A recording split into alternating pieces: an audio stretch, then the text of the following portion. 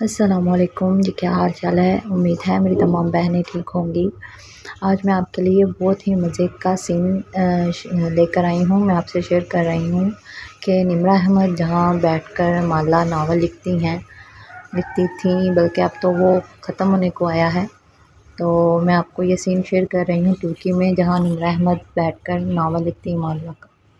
और उन्होंने निम्रा अहमद ने लिखा है कि writing Mala in middle of a rain forest. जब ये एपिसोड नंबर 19 लिख रही थी तो तब बारिश हो रही थी।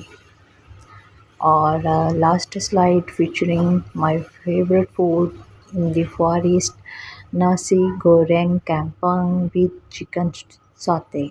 Don't ask me how it tastes, just order it if you ever find it and thank me later.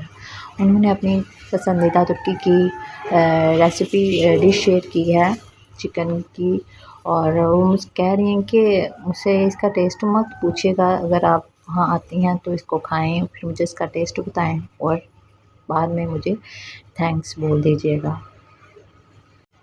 और निम्रा अहमद इस वक्त मेरी वीडियो ज़रूर देख रही होंगी। मैं उनका शुक्रिया अदा करती हूँ कि वो हमें इतने प्यारे प्यारे सीन दिखाती हैं जहाँ वो बैठकर माला का नावल लिखती हैं।